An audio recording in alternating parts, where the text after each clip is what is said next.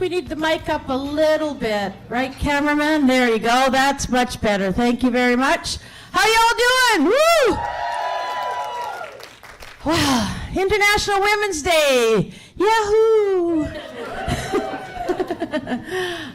One of my fellow comics in the audience, a young man, said to me, how come Women's Day is only 23 hours? I said, it's a good one, eh?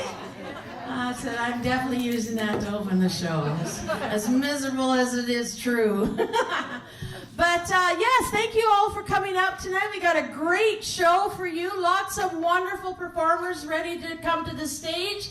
And you know, I was out in the walk today, this early morning in the sun. Early morning to me is 10:30, which was what 9:30 now. I've been bitching about this for months, by the way. But I was out in a walk today. I thought, you know, I've got my lineup, I've got my this, my that, and then I thought, you know what? One of the best times I've ever had was a couple of years ago when I did an International Women's Day show here.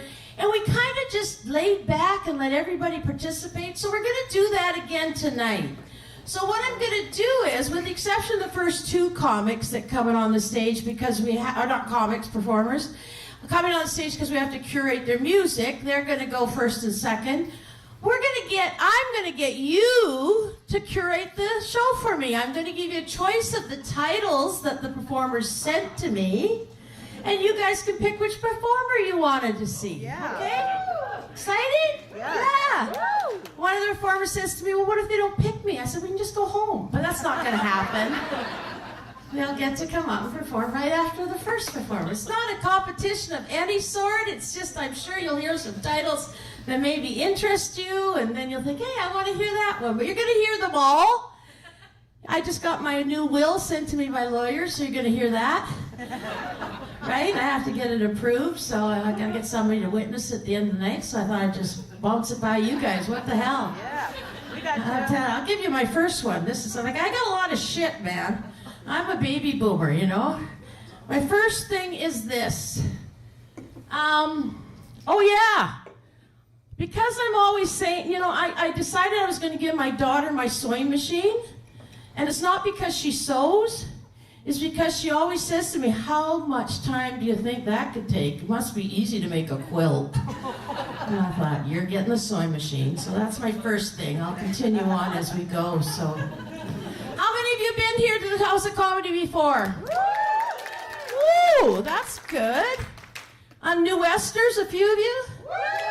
New West in the house, okay.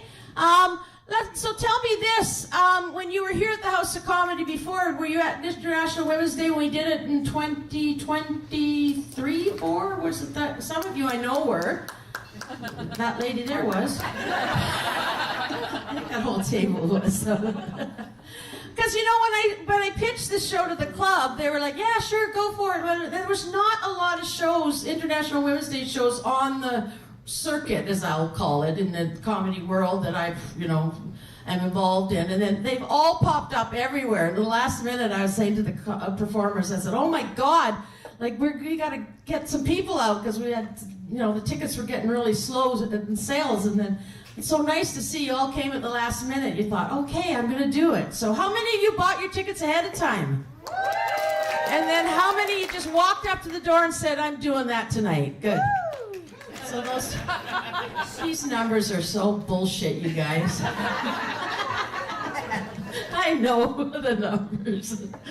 Anyway, but I'm really excited you're here tonight, and we're going to start off with our first performer. We're going to keep the show moving because it's going to be an exciting show. Our first performer for the evening, her piece is called Form Asian, and this is a parody piece. So I'd like you to welcome to the stage Vanessa Chiu.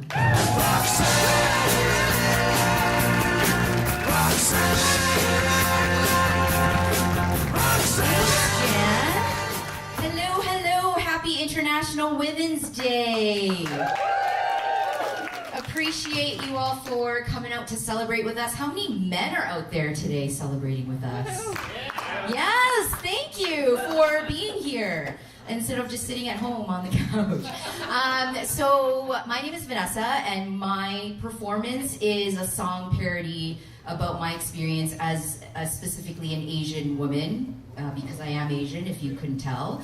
And it's to the tune of Beyonce's Formation. So let's see how this goes. Thanks for laughing. Thanks for laughing.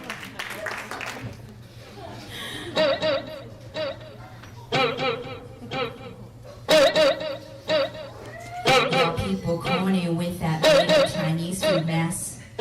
In my kitchen, catch me making some stir-fry fresh. Wasn't reckless when I drove in my driving test. I don't like math, so I will use calculators, yes. My daddy Hong Kong, China. My mama Northern China. You mix that Asian up with words and Canadian. I like my pizza, lots of burgers and fries. But still got love for noodles, burgers and fried rice. The Western culture just needs to take the Asian out there. I got soy sauce in my bag. I don't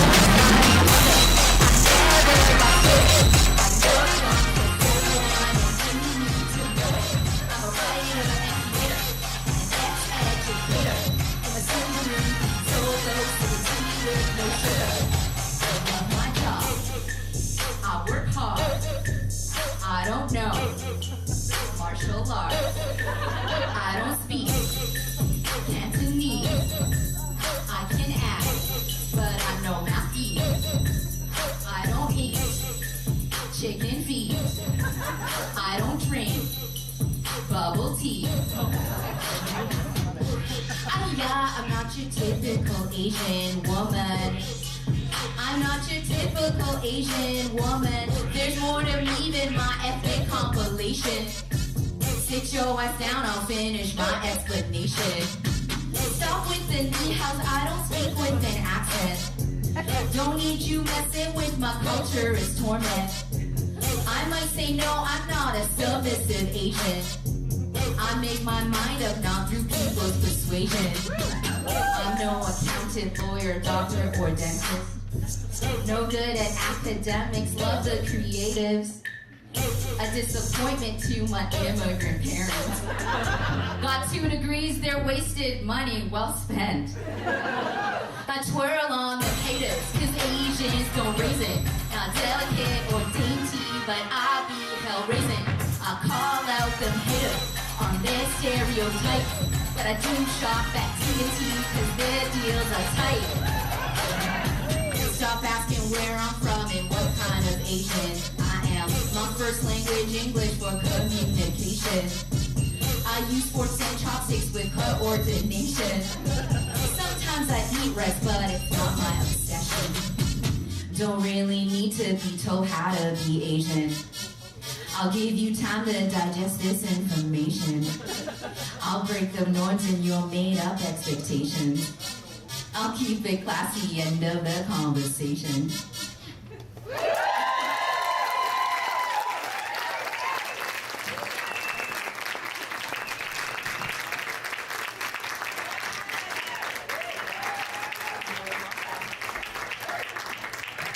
Right, give it up for Vanessa. So, if you notice, the title of this show is called Unmuted. So they get to do whatever they want. Most of the pieces I have not even seen yet, so that's exciting. And that was very exciting because I hadn't seen any of that. I knew, of course, the tune, and well, I pretended I knew the tune. I know who Beyonce is, let's put it that way.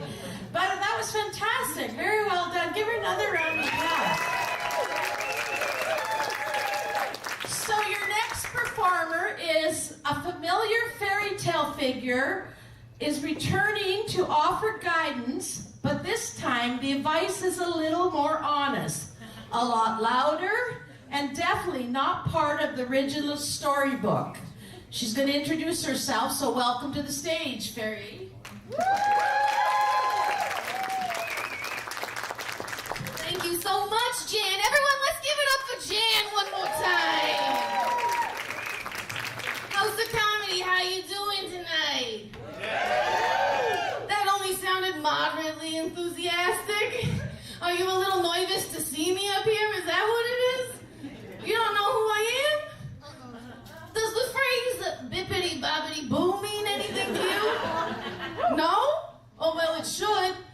Cause your fucking fairy godmother knows your internet search history. That's right.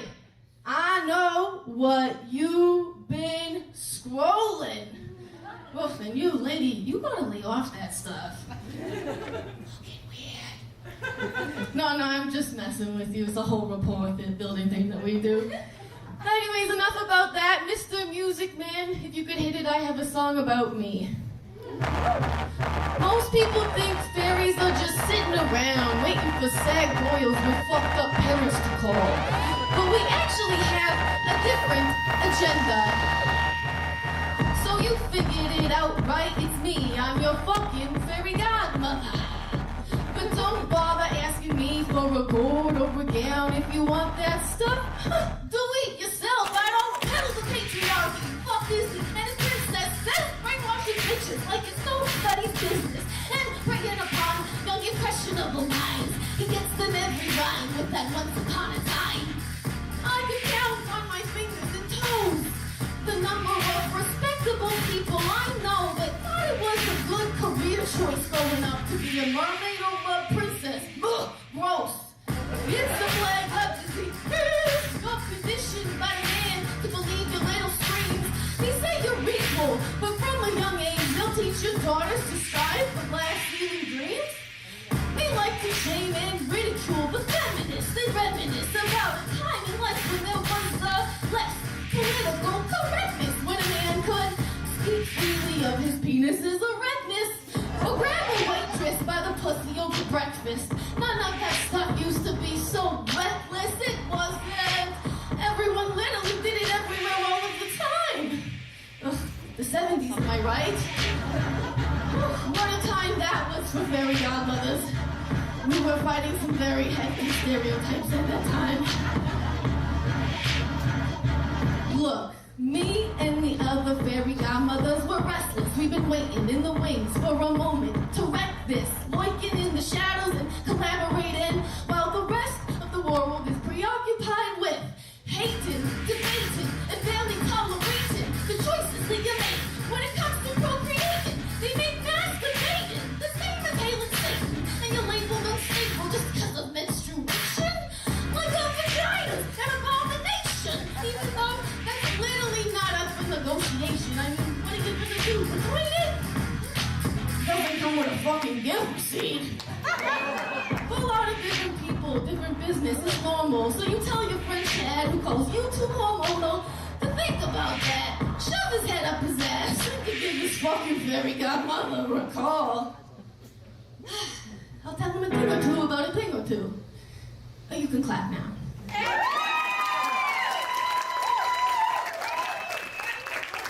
But I do have some cards here if anyone wants them later. All right, I think I have time for one more song before I leave the stage. You guys want to hear one more song? All right, just give me 1 second to catch my breath, because I started that on, out of breath. Okay, Mr. Music Man, you can hit it for the next one. Could you start it from the first beat, though? I think you... Oh, wow, it's okay. There we go. It's just that I have a little preamble I like to do, you know, I like to tell you guys this is an original again. And it's a kind of a PSA. So, let me know what you think of it. One more beat, sorry. Yeah, here we go.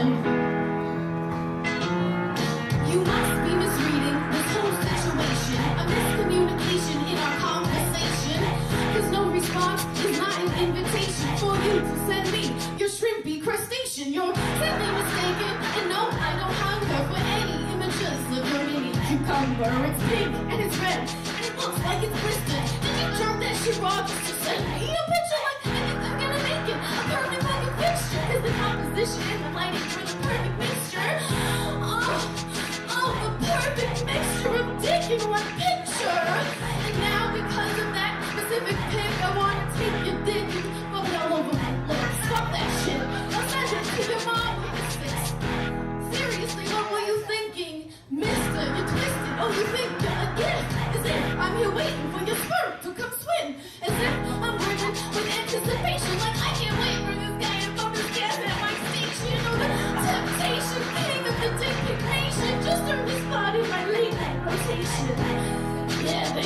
number one on my list.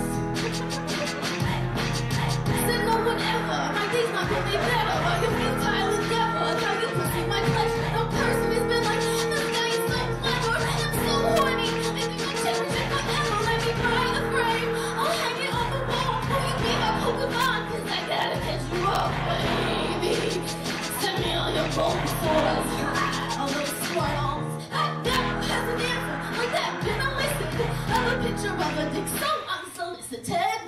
Not even a little bit. Not even a little bit. Don't send out a pic of your fucking penis. Believe this, no one asked you to see it. Girl, why would you be so conceited? It would be so red that it looks like it's bleeding. I mean, why would you do that to that poor little guy? Looks like you have to wriggle him real hard to get him so red like that. Maybe you should get that looked at. I'm your fucking fairy godmother. Have a great night.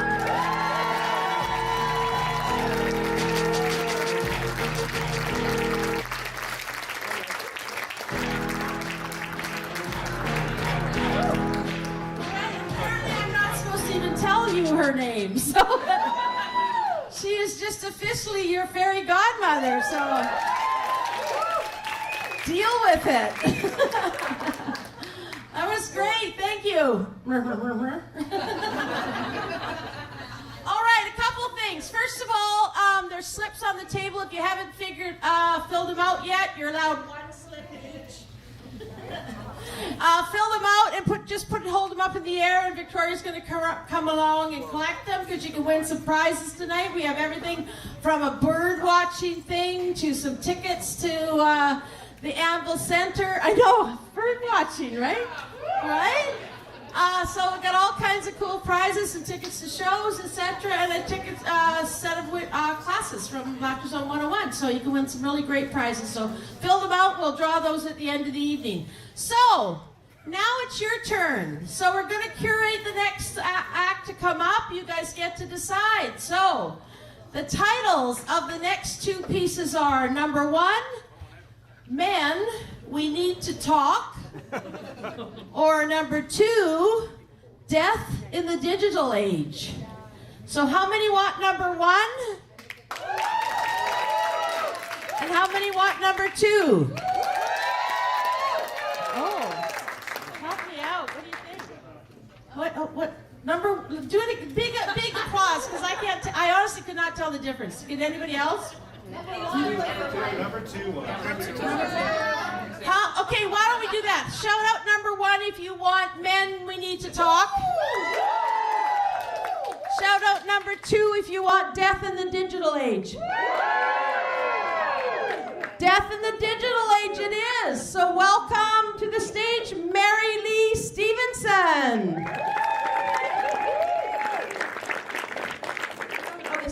So Marylee is a longtime storyteller and stand-up comic, plus a curator of one of the first women's studies university course in Canada. So, hello. Heritage moment, right? How long ago was that? Do you remember? Just barely. Okay, cool. Also an obsessive bird watcher and promoter of neighborhood nature. Welcome to the stage, Marylee Stephenson.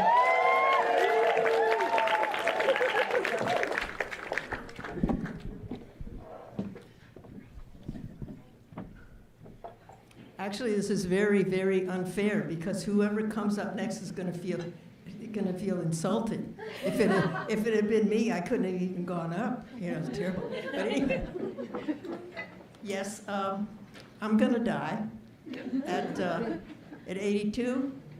I know what happens to people. I read the papers. But I decided that I'm going to be as prepared as possible. I'm going to do everything. I got a will. I have one of those representation agreements. I have a power of attorney, or POA, as I think of her. I'm trying to get rid of my stuff, the hardest part.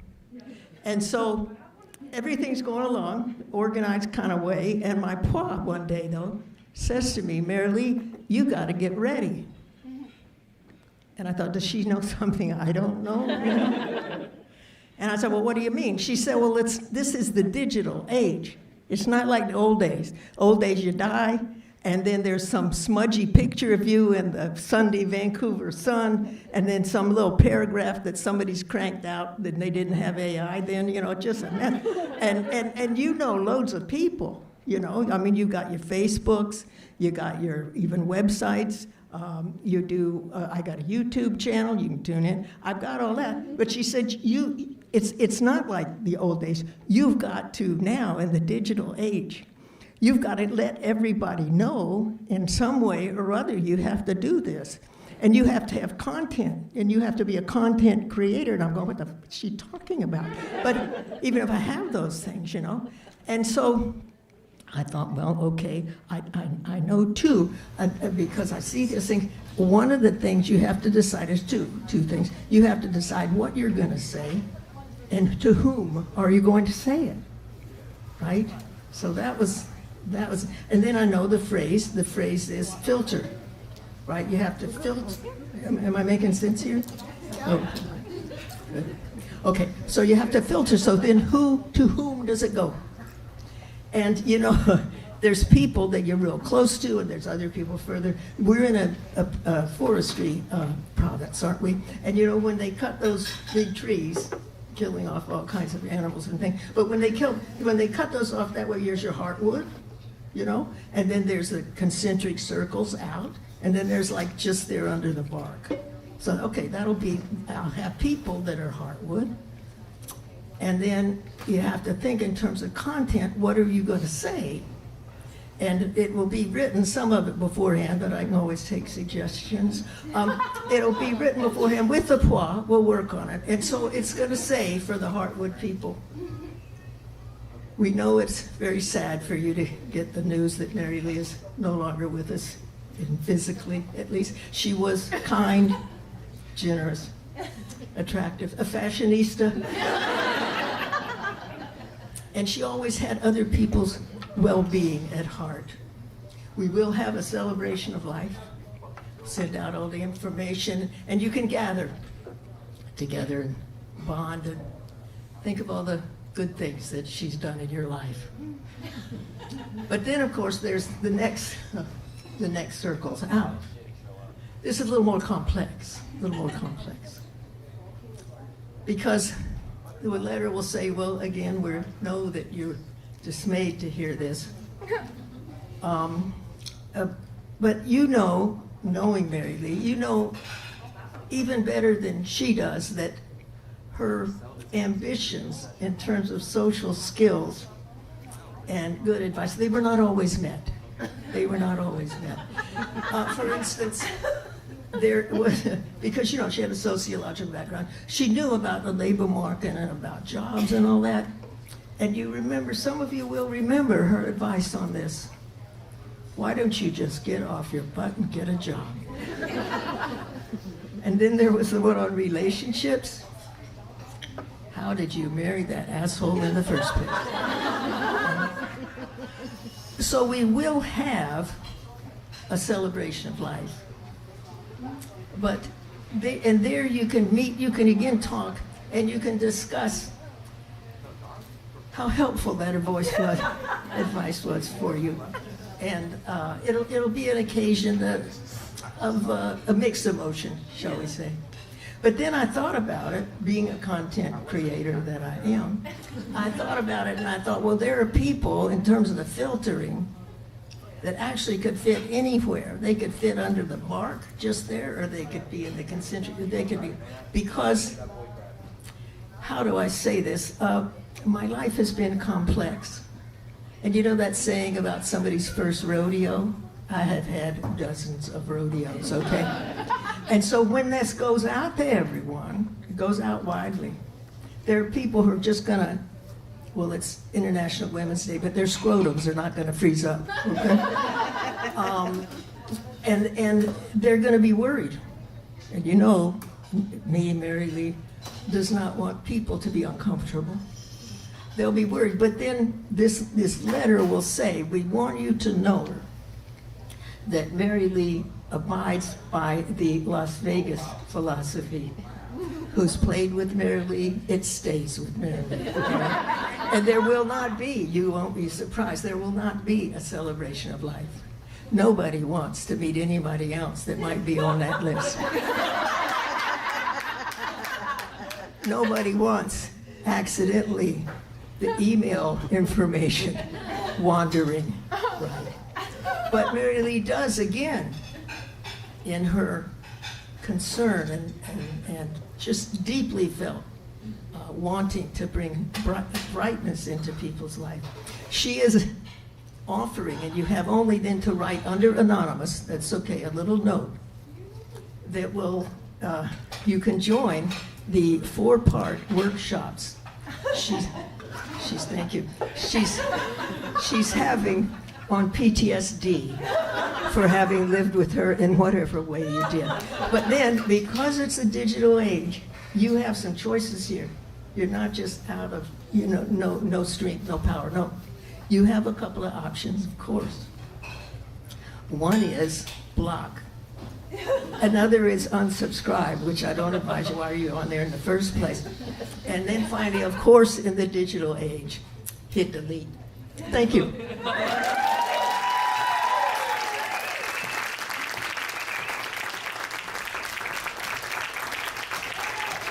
All right, she's not dead yet. Give it up for Marylee Stephenson.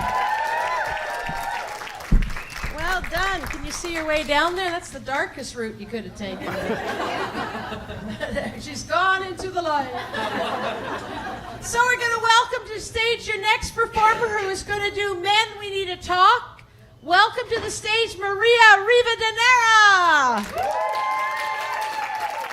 So Maria is a Mexican stand-up comedian and producer of comedy with an accent. She's toured across Canada, opened for some famous Latino and Latin comics. She's been featured in the Globe and Mail and the Future of People magazine. Give her a warm welcome for Maria.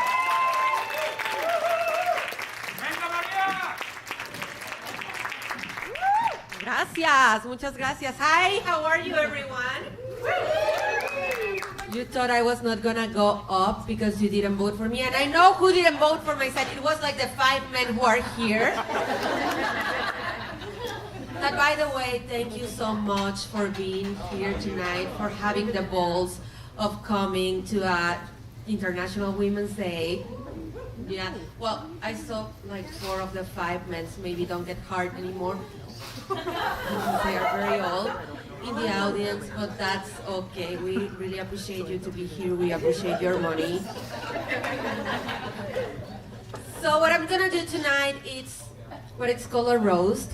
So it's facts about men, okay? Are you ready? Yes. Men, don't get offended, okay? It's the truth. So you cannot get offended about the truth. So men ask, why is there a Women's Day and not a Men's Day? There actually is one, but men didn't show up because no one reminded them twice. People also ask, why women have an international day? Relax, men. You already have your main holiday, the FIFA World Cup. So get ready, women, because guys will care more about soccer balls than your boobs. Guys' more important thing is their dicks. The proof is that it's the first thing in their body to wake up. Why does guys measure their dicks? Imagine women measuring their clits. Wouldn't matter how big your clit will be, they wouldn't find it anyway. Biggest proof that guys doesn't know how to use their dicks is that they need to leave the toilet seats to not splash it. The funny thing is, men treat their dicks like that's the best achievement they have. Bro, you didn't build that. It's like being proud of your elbow. Men are so emotional attached to their dicks. You insult a man's personality, he's fine. You insult their dick, World War III is about to start. Men are the strongest creatures on earth. They can survive war, extreme sports, building houses, but give a man a mild cold, and suddenly they are ready for their funeral. Yep. Why don't men get pregnant? Because if they had to give birth, the human race would end in the first generation. Why don't men get periods? Because men would somehow turn it into a competition. Bro, I'm bleeding way more than you. Men say they are emotionally unavailable. You are not an apartment in Vancouver. Dating men is crazy because men will destroy your mental health and then 6 months later text you, hey, how have you been? Sir, you're the reason I started comedy. Men say they are low maintenance, and yes, because their only maintenance is charge their phone, eat fried chicken, and scratch their balls. You know why men want to have more time sex than women? Because they can only come once. You go to a guy's house, see one towel, you dry your hands, and immediately realize, fuck, I just high-five his balls.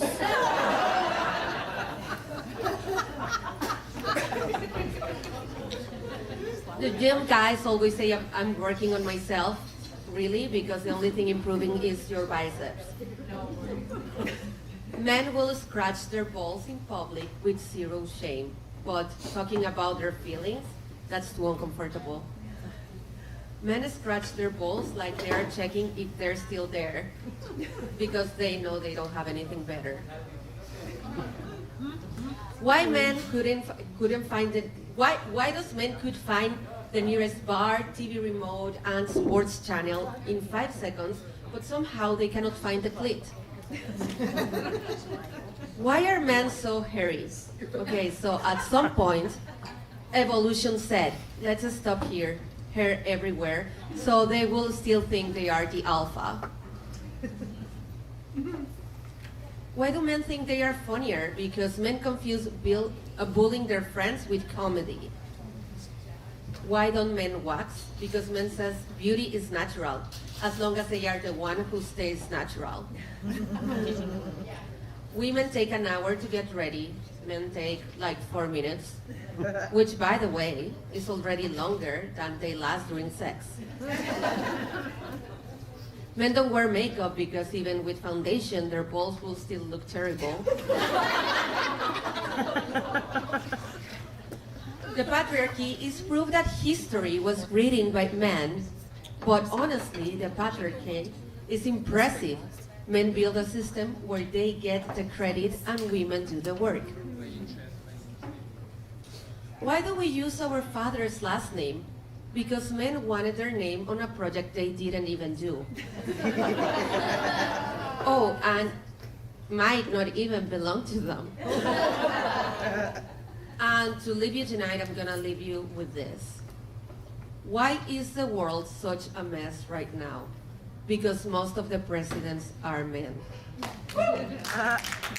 And men have never once said, maybe I'm wrong. Thank you very much. I am Maria.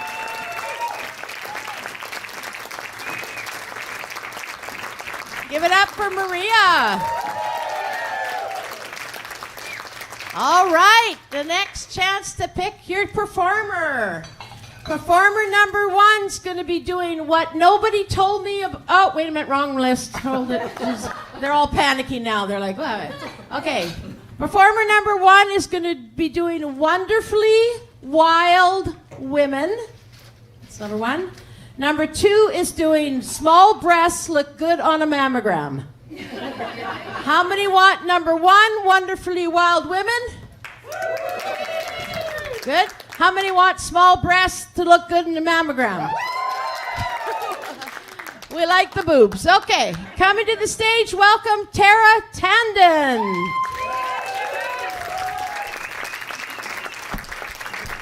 I've got a little bit of setup to do, so I'll tell you that Tara's a mom of 3, a well-seasoned pediatrician. She's a beneficiary of the seniors discount at Value Village, which she's very excited about, apparently. Outside of work and family, she likes exploring the worlds of Latin dance, competitive swimming, crafting, and conference presentations. Welcome to the stage, Tara Tandan.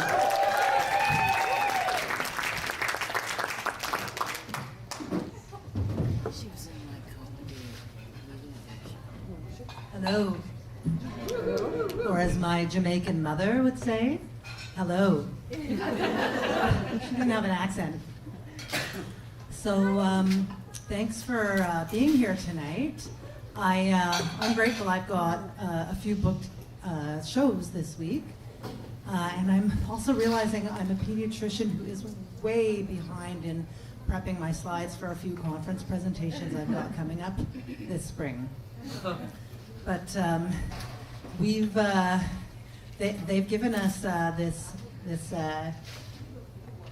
permanent, what do we call it? What happened last night? Permanent daylight savings time. Yeah. I don't know, maybe some of you are happy that they've given us permanent spring forward. I'd be happy if they gave us a pause button for life so I could just get some shit done.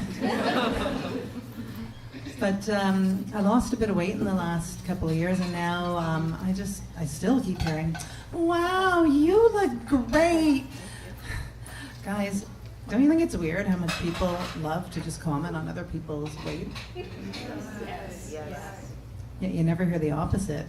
Hey, you look great. Have you been packing on the fast? Yeah, I finally treated my tapeworms. Guys, obviously weight loss is not always a positive. Good news is I don't have cancer. Yeah. And my cholesterol is actually way down. Bad news is, so is my cup size. And my bank account balance. New lingerie is very expensive.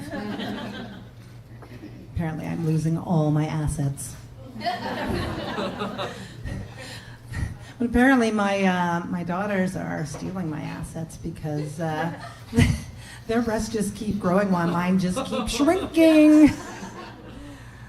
Yeah, we went from training bras to trading bras. And I've also heard stuff like, well, in showbiz, double D's beat straight A's. Right?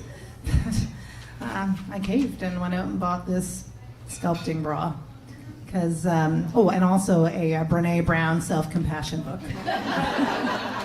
And some inner peace, because let's face it, I am a doctor who lost some weight and is turning 59 this year. These straight A's have slipped to an A-. And I wrote a little song about it, which I'm going to do right now.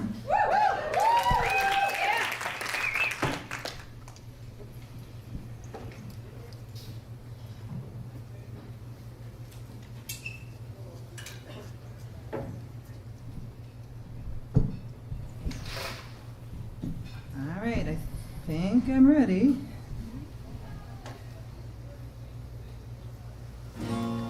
Stop staring, yeah, my boobs, they're pretty small. They're vintage. I'm aging and that is all. They fed 3 kids and my kids grew. But these girls shrunk, don't say nothing, 'cause that's just effing rude. There's more to me than my rack. Did you know I've got a big brain? Still you search for my stack. Do you think I should get some implants or wear a prosthetic? like some guys stuff their pants. Get over it, so what if they're extra small? The right bra can take girls from ping pong to bowling balls. And if you judge, I don't really care. 'Cause an A cup is plenty. I'm good with my natural pair. And now I'm a different size. I don't need dinner plates. I've got miniature pies. Ready? Small breasts look good in a mammogram. Stuffed in between plates like some leftover Christmas ham. And I'm sorry if I've disappointed you. Oh, but your double D dream, it's not coming true. Stop staring or I'll be reporting you. As you can see, I'm pretty conflicted. I mean, who writes a song celebrating their small boobs and then runs out and buys a padded bra? Good night, everybody.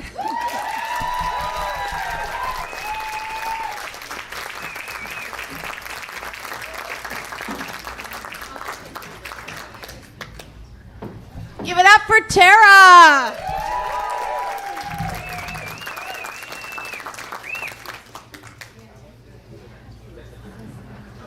My mom used to say, own what you got.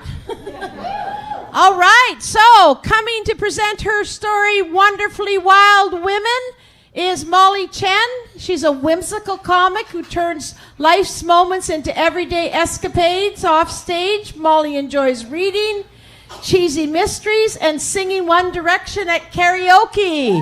Woo! Welcome to the stage, Marylee Chen.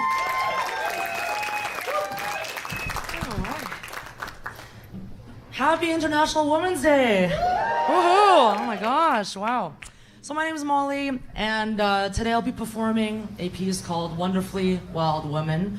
Basically funny, frustrating moments of being a woman, and maybe some sing-song for embarrassing inner thoughts. Of course, you know, you might see yourself in these stories, that'll be great. Otherwise, you can give me some external validation, we need that. Either with me or at me, please do laugh. Makes me happy. Awesome, thank you. Yeah, so recently I celebrated my 25th anniversary. Whoa! Of living in Canada. Thank you, thank you. Some of you were wondering if I was married for 25 years. That's so offensive. Like, how old do you think I am? That's okay. I'm flattered. If I was celebrating my wedding anniversary, I would have been with my fiance for since I was 6 years old. Which explains my emotional immaturity. Exactly. Yeah, that's not it. We Asian don't raisin, as Vanessa mentioned. But we are also not immortal, mind you. We're not like Twilight vampires, okay? We don't glitter. We really avoid the sunlight. And on days when we have to be in the sun, well, you know, us Asians have the largest umbrellas. Yeah, thank you. Thank you. So nice, all of you. I am grateful to my parents for bringing me here, giving me the Canadian dream. AAA beef. I'm from Alberta, if it wasn't obvious. And, yeah, 5% tax. Sorry, not part of the show. Yeah, so I'm grateful for them for bringing me here to Canada. Growing up, they were very, very inspirational. They were always like, believe in yourself. Because we absolutely do not believe in you. I know. It's okay. Some of you have nice parents. You guys look like nice parents. Those old people over there seem really nice. Please adopt me. I will sign as my legal guardian. Yeah, so obviously I became very competitive, very unhealthy. Like when people compare anxiety, I'm like, I will do you better. OCD. Or, you know, many people have lactose intolerance. That's sucky. So I have a gluten allergy. Thank you, yeah. And there are people out there who speed because they're really bad drivers. I speed because I like to race other cars, obviously. Even if it's my dad's car, it's okay. Yeah. He doesn't know it. People say that I'm too competitive. They're like, you're so competitive. That's bad. And I thought about it. They're right. I am so competitive. Even my blood type is A+. I did want to financially support my parents. And by doing that, I was like, well, I'm a date rich man. Yeah. So one time I went out with this software engineer guy. Ooh la la money. We went out to a very expensive restaurant. When the bill came, he was like, don't worry, I got you, babe. Pulls out an expired debit card. We'd use Apple Pay, bitch. So I was like, oh my, I guess I'll pay. And I thought about it. I was like, oh, I don't think he's an engineer with the way he made my money disappear. He is a magician. Poof, never saw him again. Never. After that, I was like, oh, I deserve better. I deserve better. But nah, what is the fun in making good life decisions? So I went and had a very bad relationship that I tried to fix because competitive. Remember? Yeah, 3 years. That was a long time. And one day, my very hot acquaintance was like, hey, you want to Netflix and chill? Anyone know what Netflix and chill means? Ooh, yeah, you know it. I almost went along with it. But then my guilty conscience kicked in because I said, yes, you want to watch white chicks? Yeah. Nothing kills sexual tension, make it run 1,000 miles away than a film about 2 grown men with Valley Girl accents. Do-do-do-do-do-do, I'm running away from you. Exactly, you should watch it. It's a good movie. I will say, now I found some happiness. I left that relationship and I immediately got scammed by my Indian fiance. I know. He's not here today. I didn't invite him. He doesn't know about this joke. But anyway, so he scammed me because I thought I was gonna have a week-long Indian wedding. His family is Catholic. Churches are very pretty, but I signed up for unlimited butter chicken. Come on, exactly. Some of my friends, my old friend group, they haven't met him yet.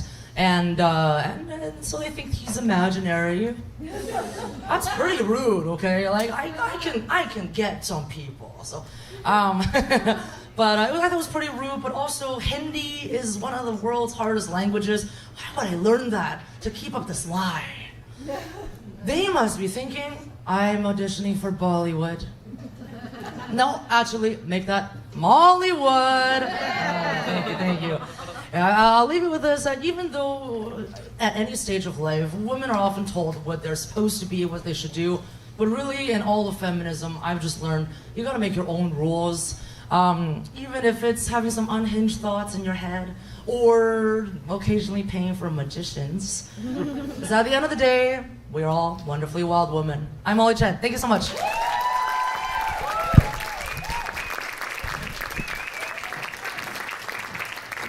Give it up for Molly. All right. Okay, your next selection here. Number 1. Nobody wants... Fuck. I just can't get this one out, can I? Number 2. No, I'm just kidding. Number 1. What nobody told me about menopause. That's the topic. I've been through menopause. I've had it twice. So I'm not doing this one. And then the other presenter is the winner of BC's Funniest New Female 2025. So, number 1, what nobody told me about menopause. Oh, the hot flashes are in the room. Number 2, winner of BC's Funniest New Female. I think we've got it with menopause. Welcome to the stage, Brooke Takhar. Brooke is obsessed with storytelling, her daughter, live music, and Japanese coffee beans. Whoa, where side are you coming from? Where are you? Over there. In the parking lot. Welcome, Brooke.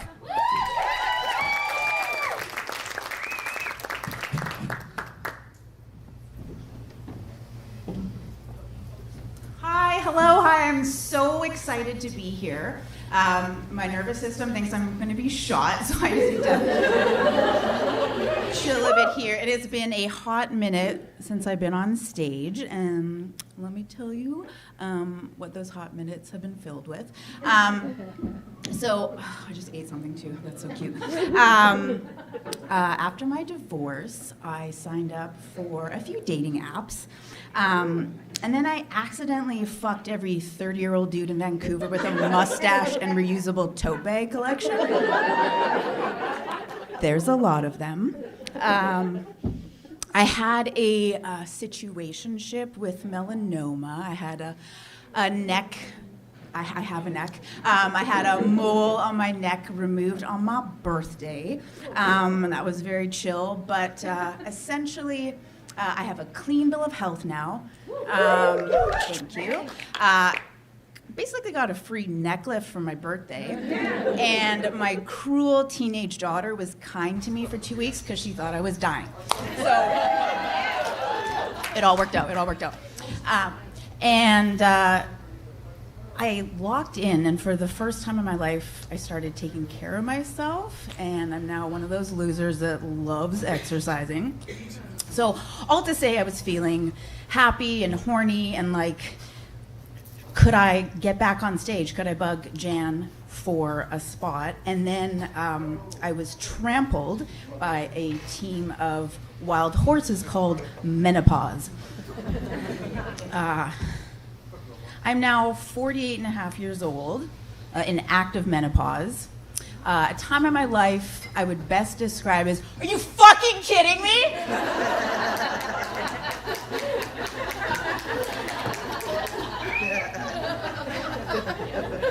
And like I knew this was coming, but like, menopause is for nanas.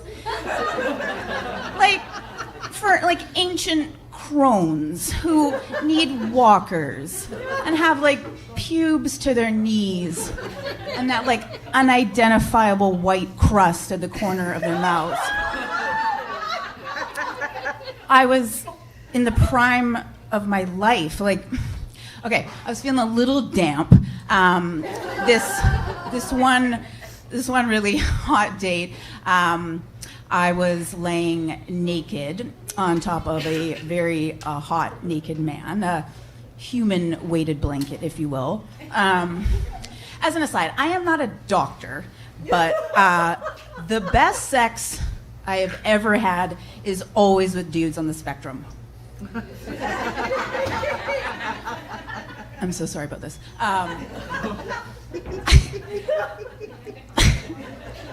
You got that tism in you? You can jism in me.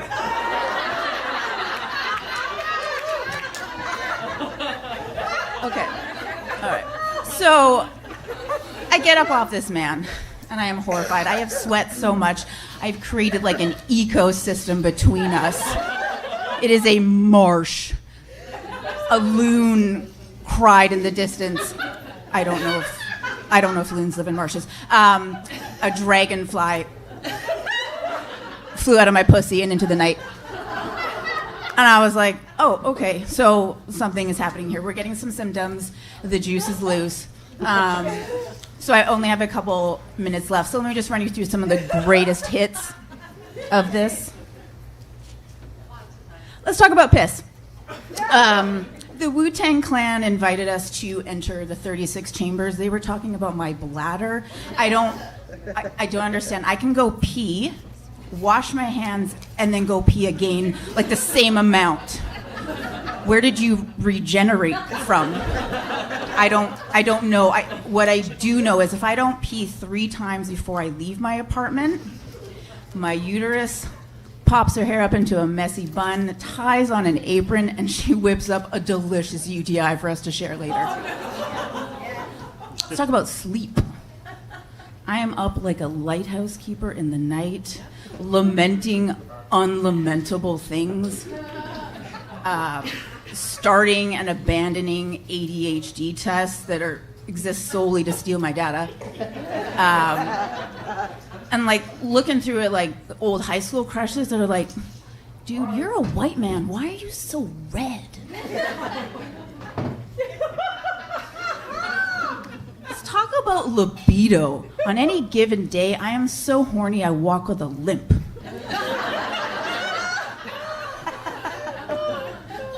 The cruel twist of it all is that I'm at like my peak sexual savagery when dudes my age are the sleepy time bear. The reason that I am being forced to dive face first into 30-year-old cock, I don't have a choice. Eligible dudes my age are out hiking on Robson Street in their $800 Arc'teryx puffer jackets, and they're sending me dick pics where the only thing in focus is their blackened toenails. Like, kill me. Hormones. I have cystic acne in my cancer scar. My gums are always bleeding, and like, at any given time, I am one minor inconvenience away from losing my shit. My memory. This is the hardest one. Like, I used to be sharp. I used to be clever. I used to know shit. I just simply do not anymore. And that was the main reason why I was like, oh, I can't do stand-up anymore. Like, I can barely remember my own phone number, let alone a 5-minute set. And that's why I have these papers, and I hate needing them. But I would hate even more to not be doing this and telling you all about my dripping wet pussy.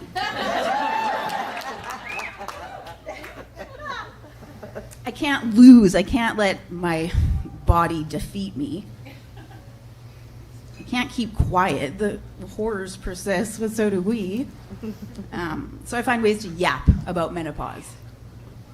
Because I believe the most powerful tool to fight anything with men involved is knowledge. There's support groups and specialists and supplements. And there's tonight, when we share our stories, the confusion turns to clarity and we feel less insane and less alone. I want to thank Jan for inviting me here tonight. Everyone who stepped on the stage is my goddamn hero. Thank you all for coming out on a Sunday. I am Brooke Takhar, and I gotta piss. Thank you.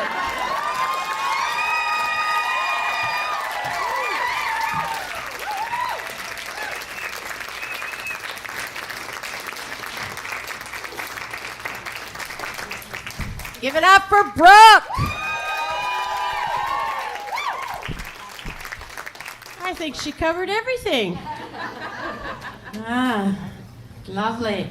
All right, coming to the stage next, we're going to welcome Rosie Grypma. You did. She won last year's BC's Funniest Female, and we're going to welcome her back as an honored guest. Welcome to the stage, Rosie. Thank you, Jan. Give it up for Jan. What a beautiful evening, isn't it? Brooke, let's talk later. I'm having some signs and symptoms. I need you. Hey! Everybody's doing good. Everybody looks so good. Maybe it's because it's mostly women in here. Is everybody here with their friends? Is this what's happening except for the... Yes! Friends are the best. I love friends. I turned 41, and when I turned 40, my friend, last year, my friend gave me bear spray and a knife for my birthday. I was like, that's great. It's not perfume either. Learned that the hard way. But it was a stark contrast to what she got me the year before, which was a vibrator and lube. Yeah, I was like, great. I'm almost already a lesbian. Now I have to think of Mandy every time I masturbate. My husband's always like, stop trying to scissor me. It won't work. I'm like, it will if you line the holes up. Idiot. Anyways, I've been called a lowbrow comedian, which I guess means I should start considering Botox. I'm just not super political, although sometimes I do imagine Donald Trump running through a field of daisies, picking one up and going, tariffs, no tariffs. Tariffs, no tariffs. But I've never just really been like super, even as a kid. I was 17 when I went into a seedy tattoo parlor in Castlegar, BC. Thank you. Equipped with a picture of an abstract rose that I had drawn myself, which is really the best kind of rose tattoo to get permanently put on your body. One that's a conversation starter when people see it and they're like, what's that? The worst part is that I got it put on the only part of my body where I wish it was on my neck, because I feel like a neck tattoo is like, fuck you! My tattoo is like, fuck me. If a neck tattoo is a doormat, it'd be like, get out! If my tattoo was a doormat, it'd be like, welcome. Come inside. Said I was lowbrow. Somebody called me shameless the other day. I'm like, I am not shameless. It's why I exclusively eat chocolate bars in the bathroom. I was born and raised Catholic. Anybody else? Yeah, my parents, I'm recovering too. My parents instilled values, like no premarital sex, marriages until death do you part, and do not be stuck alone in a room with Father Paul. Fast forward 10 years, they got divorced, and everything changed to never get married, wear a condom until you're 65, and I'll see you in hell. Anybody else got divorced parents? Woo! Yeah, do you ever feel like your dad hates you because you look like your mom hates you because you act like your dad, but your brothers hate you because you're just a dumb bitch? Me neither. No. So anyways, I didn't go to university. Instead, I became a finishing carpenter. Yeah, female in trades. Yeah. I wasn't very good, though. I was very efficient and not very precise, which is important when you are a finishing carpenter. So I pivoted, I became a project manager instead, because those who can't do, quote. Yeah. I'm a mom too. Any moms out there? Oh, that's so nice. And are you guys in your 20s over here? This gentleman over there, you look like you're 20 from here, sir, and I got a piece of advice for you. Never tell a 41-year-old woman you think she's pretty. She will stalk you. No, but women in their 20s do ask me sometimes, they're like, what's the difference between women in their 20s and women in their 40s? I was like, well, when I was in my 20s, I used to run through the park at night with a whistle. Now I run through the park at night naked and I whistle. Used to have tits, now I have teats. If I was ever gonna date again, I'd only ever date a boxer, because I got 2 little speed bags right here. And I could never date a virgin because I feel like I'm at the age where I gotta be hit to feel something.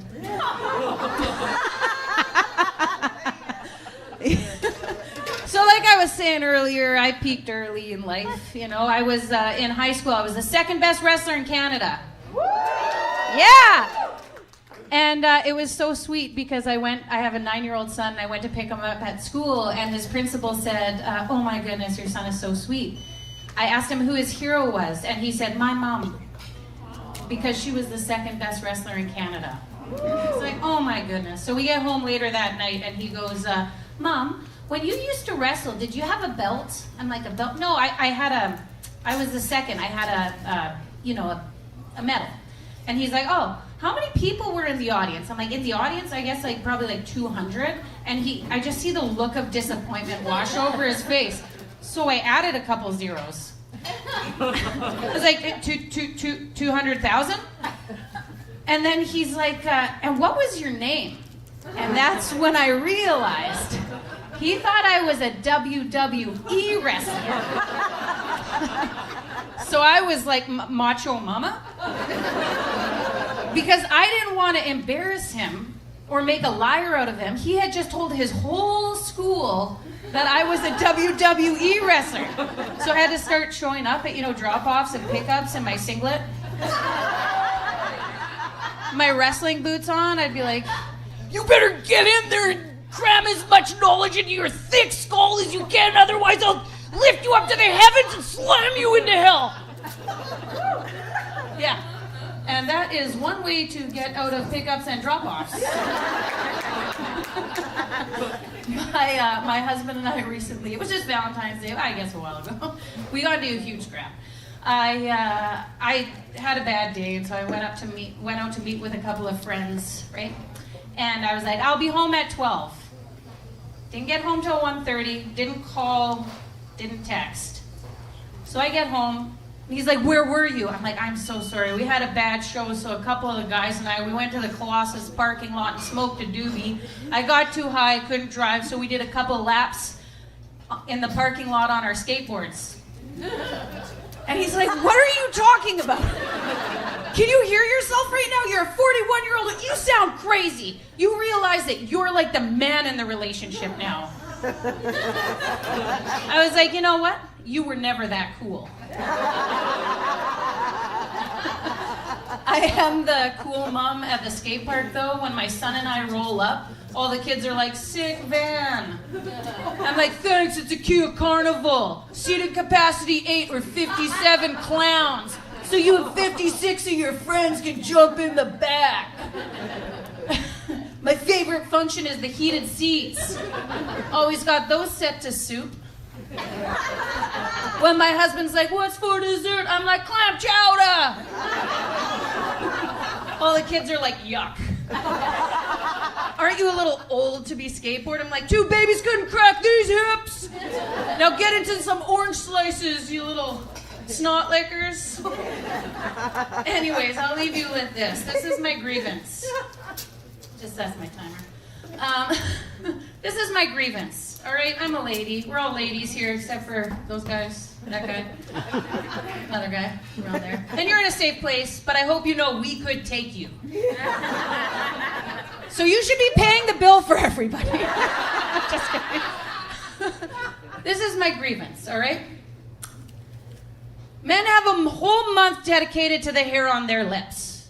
We have a day, International Women's Day, great. You have a whole month dedicated to the hair on your lips. All I want is one day dedicated to the hair on my lips. One day when I can run around and go, "Hairy lip rides for one, hairy lip rides for all." Call it Pustober. Maybe Muffuary. Rhymes with mortuary, 'cause I'm all cremate your face. I'm so sorry. I said I was lowbrow. I warned you at the beginning, and my husband couldn't be here tonight because, well, he's embarrassed of me. His words, not mine. Anyways, I'm Rosie Grypma. Thank you so much for having me, Jen. Thank you so much, all you beautiful people. Give it up for Rosie. All right. Wrong frickin' sheet. Fall apart. I'm about to start drinking. All right. One more performer. Woo! Doing her piece called Quick Change. Welcome to the stage, Erin Jeffery. Erin is a relapse actor who loves a good joke, sharp cheese, and tall men. Is that the order? Cheese beats out tall men? All right, give it up for Erin Jeffery.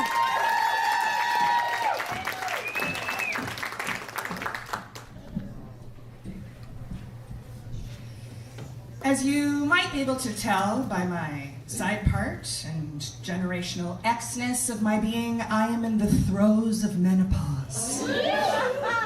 I remember my mom going through menopause forever. We'd be walking through the bay and she'd suddenly tear off all of her clothing and scream, "Hot flash!" And I always thought she was being dramatic. And it turns out she was being subtle. There is a flame that burns within me that can only be extinguished with a fire hose and complete nudity. My knuckles are sweating. Also, I'm so cold, and I'm tired all the time, and sleep is elusive, and the inside of my ears and my wrists are itchy, and I want to cry, and I seem to be growing a beard randomly everywhere, and everything makes me angry, and I don't like me when I'm angry. And they don't know why. I mean, they know why. It's the change. But they don't know much. The change, because we're changing into someone we no longer recognize. Like we've been bitten by a radioactive spider, only instead of super strength and like spidey senses, well, no, I do have spidey senses because I can hear everyone chewing. And madam, if you bite one more ice cube, I will fucking kill you. All right, but we're not mutants. We're menopausal. We should be ashamed. We should vanish. We should be smaller, and I know this because Instagram feeds me constant ads about how to beat that pesky menopause weight gain. Woo! So I went to my doctor because flame on! And also I couldn't move after 4 o'clock in the afternoon because my joints stopped working. He sent me for every test imaginable to make sure it wasn't my thyroid or arthritis or cancer or dengue fever or some kind of mysterious ailment, even though we both knew it was menopause. Side part. He showed me my results, like I would understand them, and said, "It's your hormones. It's menopause. I don't know what to do. I will send you to a lady gynae doctor."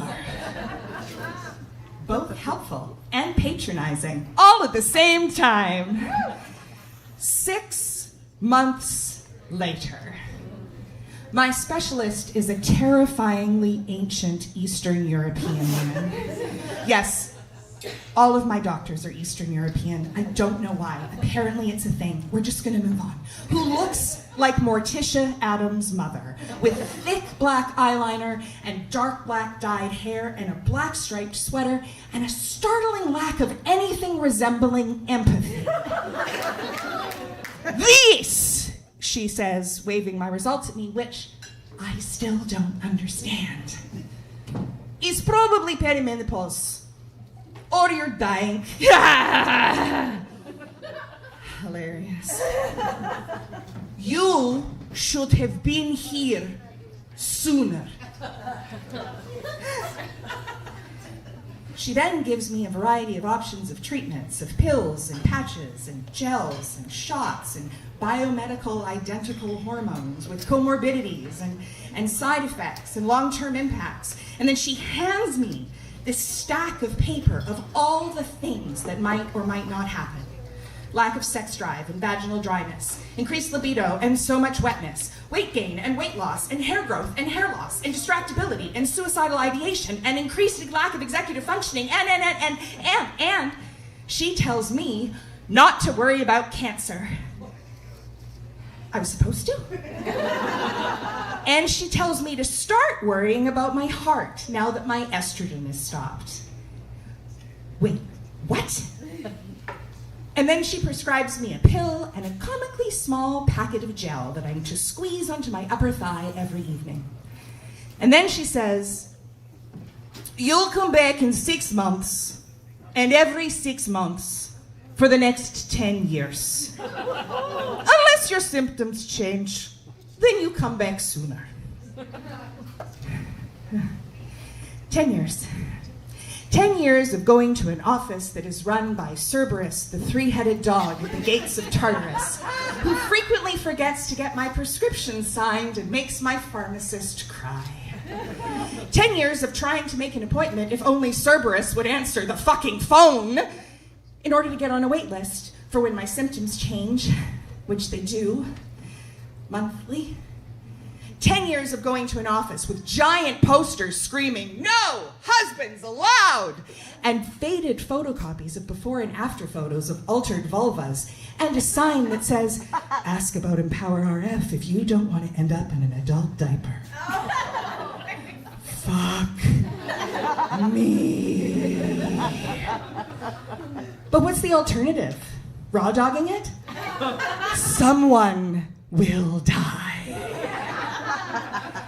In Canada, the suicide rates for women in perimenopause and menopause are the highest, and they've gone up the last 2 decades. Shouldn't it be getting better? Well, I'm not the one who's going to be figuring it out. Not my generation. We do everything on our own. We've been going in houses on our own since we were 7. We can figure it out. We can look in the book. We can find the thing. We can just do it. We can just do it. But we can't, because now we've discovered the ADHD. Okay, well, for some of us, it wasn't a surprise.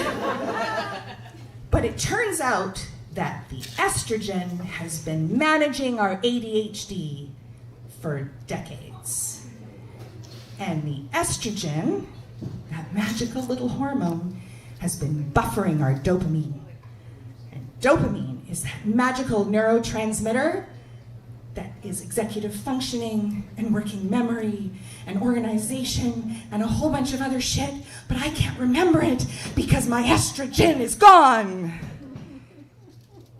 And when the estrogen goes, that hormone that's been holding our hearts and our dopamine and protecting it, those of us that have been managing it and masking and fighting our brains for years and not knowing why, we break.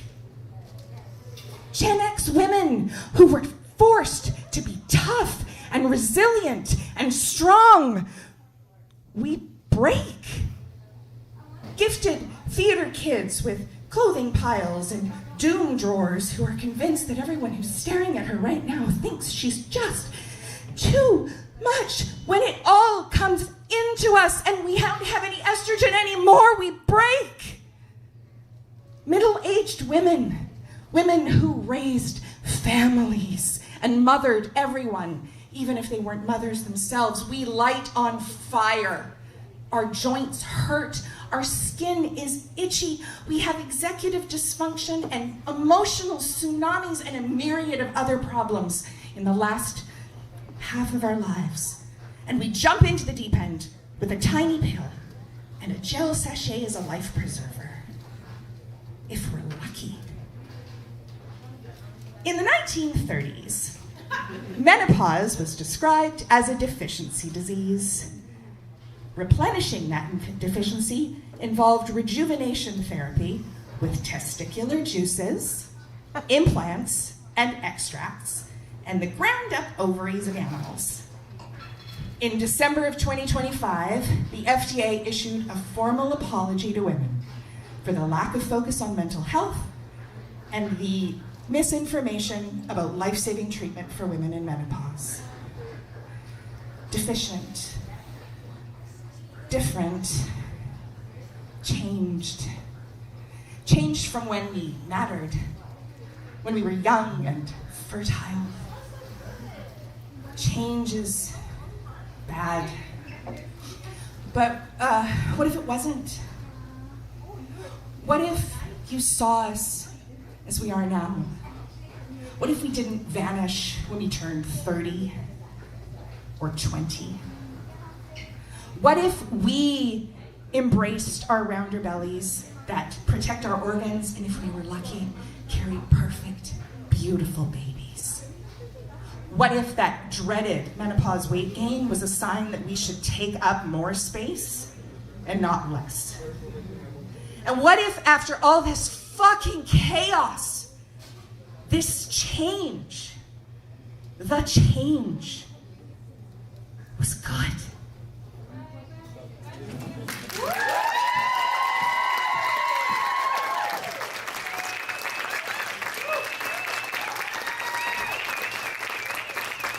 All right, give it up for Erin Jeffery.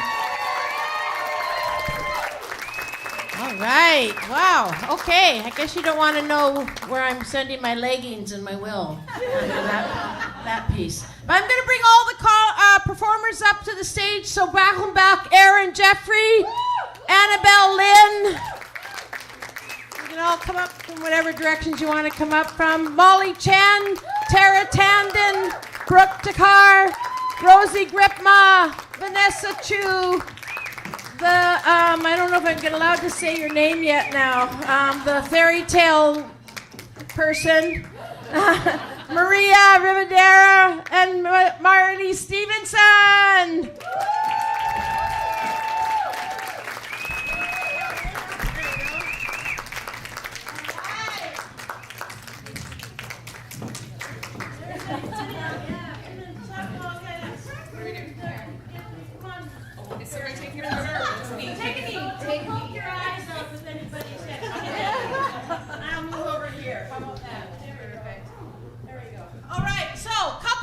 First of all, partial proceeds to tonight's show will go to Monarch Place and to our friend down at Comedy After Dark, where she's struggling. She runs a comedy club, all women entrepreneur business, so that's exciting. And yeah, so your ticket sales are going to go to that. We're going to do the door prizes. We're going to bring up the lights. Sam's going to bring up the lights shortly. And the other thing is, what? Oh, there's the lights.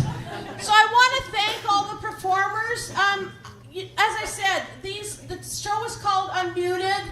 I pitched it in my group pages that I have, and these people, and many more, by the way, came forward and said, hey, I want to do a bit. They pitched me their bit, and these are the ones that were selected, and we had one hell of a show. So. The thing about performance, for those of you who are in the business or support the business, you never know what you're going to get. And this was really exciting for me because I didn't know what I was going to get. Like I say, I've only heard one of the pieces before, and that's from that old lady that's standing next to me because I love her so much. She keeps sending me them over and over and over. That's because I don't remember I already sent it.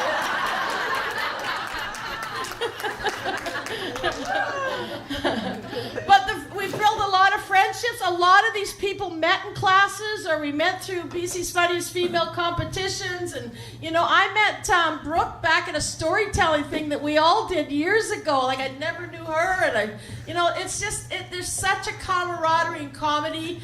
We do get shortchanged on lineups a lot of time. You'll see dude. Oh, look, a female. Oh, dude. Or no female. And that's not just here. It's everywhere. So it's really nice to have all of you come out and support that. And that's my thank you to you. When you put your butts in those seats, that's your way of thanking us for taking the time to put our stuff together and put it out there. So I thank you on behalf of all of us. Thank you so much for coming. And lastly, we'll do some door prizes. So you guys can take pictures or do whatever. I'm just, somebody, pretty lady there in the brown jacket, can you grab that little vase there behind your, apparently we need more lights? Oh, photographing here, we need more lights. So can we get, no, I think that's all the lights we have. Oh. No, darkness is good. Darkness is good. We have different opinions on life. We have different opinions on our bodies, and we have different opinions on light. So tonight, I'll tell you what the prizes are. There's 2 tickets for Anvil Theatre. If you don't live in New Westminster, you can still come back out here. It's a long trip, we realize, but we're very friendly out here, so come to Anvil and attend the show. You get 2 tickets to any show, and they're good till 2027. You get show tickets for Laughter Zone 101 Showcase here at House of Comedy in April. You get comedy classes. A lot of these people have taken my comedy classes, and some of the people in the audience, so that's exciting. Woo! There you go, my fans. Yay! Yay! Okay. And Marylee donated this bird watching. I know, I think it's so exciting. And she will supply you with the binoculars, and she said you'll probably end up with a latte and a cinnamon bun. Hello? Isn't that amazing? So we're going to start with the Anvil tickets. We're going to draw the 2 Anvil tickets, and we're going to draw them. Everybody's in the bucket. If you're not in the bucket, snooze, you lose. All right. And the winner is Trisha Antonoff. Trisha, are you in the house? Woo! All right. So, well, I can't give you the tickets because we don't have them, but we're going to get them to you. We have this thing called email now, but thank you. We're jogging up there, so put your woohoo up. So, can you pass me that pen just so I can make a note? I sent her the bird watching, right? You know, Just give that to me. I will take care of this. Thank you very much. I still have to make a note of it. All right, and the next tickets are for show tickets to Laughter Zone 101, tickets for 4 in the April show. And the winner is...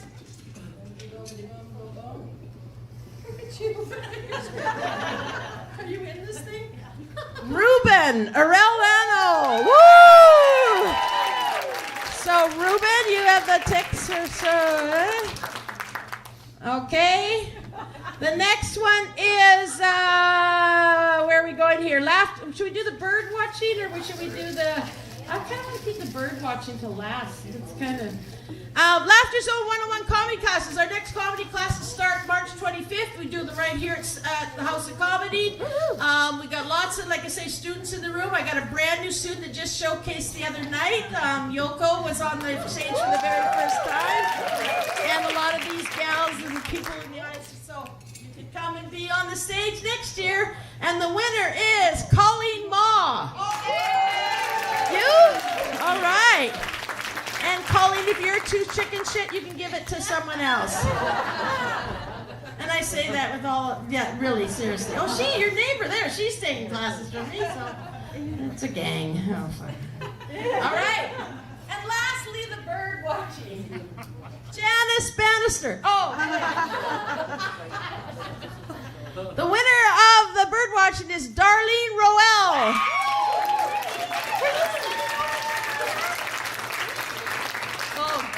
She wants the mic. Hang on. Because I'm such a preacher for these things, even though this person's winning and we'll do it, if y'all get a hold of me variously, we can have more than one person on the thing, or I can do more than one, okay? It's like, it's either you can go to church or you can listen to me. It's one or the other. Do the church. All right, so congratulations, Darlene. That's kind of cool. Yeah. All right, so those are all the winners of the bird watching, the Anvil tickets, everything else, and I will give Erin the Anvil one once I make a note of it. Everybody. So thank you once again for coming out. Thank you, everybody. My name is Janice Bannister. Enjoy the rest of your evening. If you're doing photos or anything else, please tag Laughter Zone 101 and we'll re-tag you and do all that stuff that Marylee taught us to do in digital dye. Okay. Peace out.